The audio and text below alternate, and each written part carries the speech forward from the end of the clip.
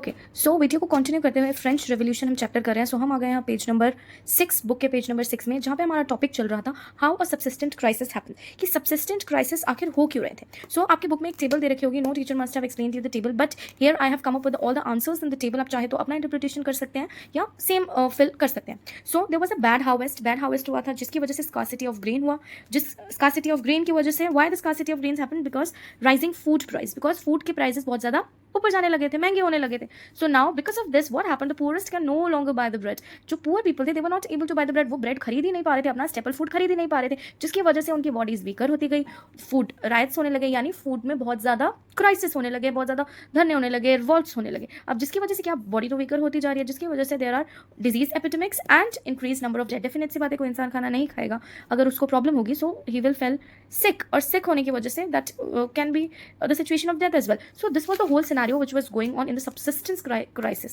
Now coming towards the next topic, a growing middle class envisage an end to privileges. अब किस तरीके से जो मिडिल क्लास सेक्शन है उसने एनविसेज किया जो भी अपर क्लास है उनका प्रिविलेजेस को खत्म करने के लिए, just to end the privileges that was given to the first estate and second estate. ठीक है. Now what happened in past, peasants and workers participated in revolt. अब पहले बहुत ज़्यादा पीजेंट्स थे, वर्कर्स थे, वो पार्टिसिपेट करते थे रिवॉल्ट में, बट रिवॉल्ट में पार्टिसिपेट वो करते थे, बट उनका इतना ज़्यादा they lacked in lot of things. अब वो रिवॉल्ट तो करते थे, टैक्सेस और फूड सिक्योरिटी जो भी वो पे कर रहे हैं, या फूड सिक्योरिटी जो उन्हें नहीं दी जा रही है, इतना ज़्यादा सबसिस्टेंस क्राइसिस हो रहा है, सो उसकी वजह से वो रिवॉल्ट करते थे, but they lacked the means and programmes to carry full scale measures. उनके पास ये प्रॉपरली कैरी आउट नहीं हो पा रहा था, एग्जीक्यूट नहीं हो पा रहा था to bring changes to social and economic orders. तो जिसकी वजह से उनका जो रिवॉल्ट था वो फुलफिल पूरा नहीं हो रहा था. इट वॉज नॉट जो वो चाहते थे वो डिमांड्स पूरी नहीं हो रही थी सोसाइटी में.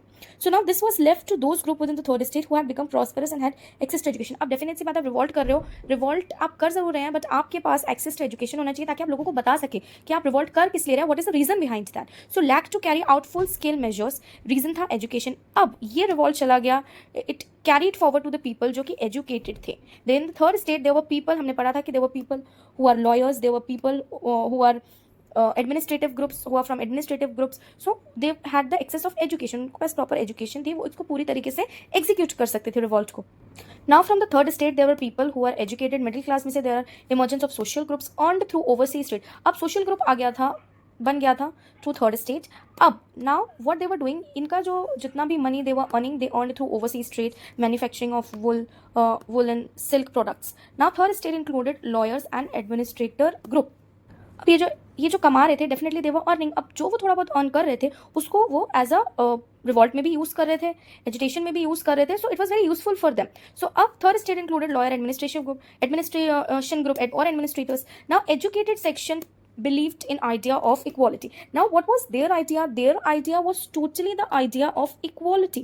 Now all of these were educated and believed in no group in society should be privileged by birth. अब इनका ये मानना था कि कोई भी ग्रुप privileged नहीं होना चाहिए by birth, rather a person's social position must be depend on merit. बल्कि इनका जितना भी social position है it should be based on merit, यानी अपनी काबिलियत के हिसाब से उन्हें सोसाइटी में पोजिशनिंग देनी चाहिए, ना कि जो वो बाय बर्थ है, फर्स्ट स्टेट में या सेकेंड स्टेट में नोबिलिटी है या क्लर्गी क्लास है. So it doesn't matter. Basically they were supporting the idea of equality.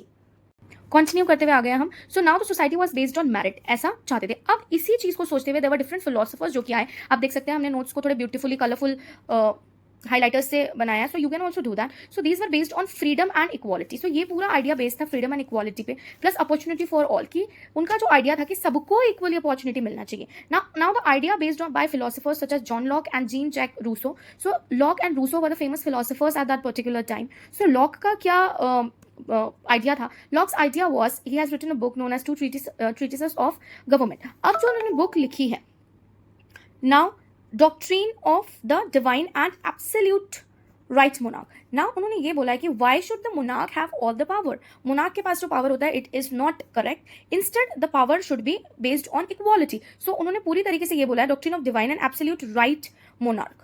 So उन्होंने मोनार्की के पावर को टोटली रिफ्यूज किया है. Instead has supported the idea of equality. Same Rousseau has given the social contract theory, हम इसको बोल सकते हैं. रूसो ने बोला है form of government based on social contract between people and their representative. That means form of government होना चाहिए जो कि बेस्ड होना चाहिए सोशल कॉन्ट्रैक्ट बिटवीन लोगों के बीच, और जो लोग रिप्रेजेंटेटिव चुन रहे हैं, यानी कि जो भी हम आज आप देख सकते हैं हम अपने पॉलिटिकल लीडर्स चुन रहे हैं, या उनका जो 5 ईयर्स का, फॉर एग्जाम्पल लोकसभा चुन रहे हैं, राज्यसभा चुन रहे हैं, उनका जो टाइम टेन्योर है 5 years 6 years, so based on the body. सो उस तरीके का होना चाहिए. There is one third philosopher Montesquieu Montesquieu ने ये दिया है प्रपोज डिवीजन ऑफ पावर की अगर सोसाइटी में पावर है it should be divided between 3 bodies of government, जो कि हमारा है भी लेजिस्लेटिव, एग्जीक्यूटिव एंड जुडिशरी, बल्कि पावर किसी एक के हाथ में बिल्कुल नहीं होना चाहिए. So now put into force in USA it is already. अब जैसे कि हमने ऑलरेडी पढ़ा कि 13 कंट्रीज में फ्रांस वाज ऑलरेडी सपोर्टिंग. अब जो 13 कंट्रीज इंडिपेंडेंट हो गई, डेफिनेट सी बात है कि वो अपना गवर्नमेंट स्ट्रॉन्ग बनाना चाहेगी. नाउ फ्रांस भी उनसे सीख रहा था as France was already helping them. So now they have put into force. Now this idea was already forced on in USA. Already उन्होंने अपना लिया था. Once 13 countries were free from Britain. Britain से जैसे वो फ्री हो गए उन्होंने ये division of power अपना लिया था.